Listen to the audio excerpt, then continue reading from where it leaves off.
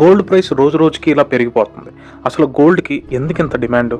ఒక మెరిసే లోహం ఇంత ఎమోషనల్‌గా, కల్చరల్ టూల్‌గా, ఒక ఎకనామిక్ పవర్‌గా ఎలా మారింది?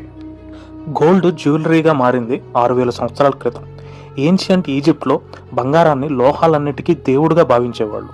కిరీటాలు, మెడకి కాలర్స్ వీటిని ధరించేది ఫ్యాషన్ కోసం కాదు, ఇమ్మోర్టాలిటీ కోసమని నమ్మేవాళ్ళు. మన ఇండియన్ కల్చర్‌ని చూసుకున్నట్టయితే ఇండస్ వ్యాలీ సివిలైజేషన్‌లో ముక్కు పుడకలు, గాజులు, గొలుసులు ఇలాగ వాడేవాళ్ళు. ఆశ్చర్యం ఏంటంటే బంగారు గుండీలు కూడా దొరికాయి.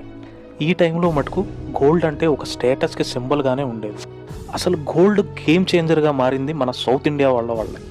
చోళ, పాండ్య కింగ్డమ్స్ టైంలో గుడిలో దేవుడి విగ్రహాల అలంకరణకి బంగారాన్ని ఆభరణాలుగా చేసి అలంకరించారు. ఆ తర్వాత కాసుల పేరు, జడబిళ్ళలు, లక్ష్మీ కాసు హారం, ఇంకా మగవాళ్ళకి పులిగోరు. ఈ జ్యువెలరీ కొంచెం డబ్బున్న భూస్వాములు వేసుకోవడం మొదలుపెట్టారు. ఇక్కడి నుంచి గోల్డ్ ఒక కల్చర్లోకి ఇన్వాల్వ్ అవ్వడం మొదలుపెట్టింది.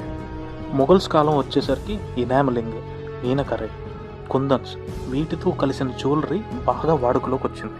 రాయల్ ఫ్యామిలీస్లో ఇది ఒక స్టేటస్ సింబల్గా మారిపోయింది. ఇంకా మోడర్న్ ఎరాలో గోల్డ్ అనేది mix of tradition and technology.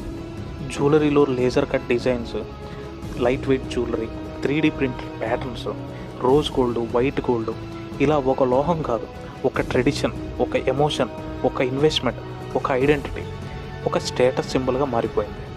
Gold jewellery 6000 సంవత్సరాలుగా ఎవాల్వ్ అవుతూ వచ్చింది. బట్ ఒక్కటి మాత్రం మారలేదు, మనుషులకి దీని మీద ఉన్న ప్రేమ.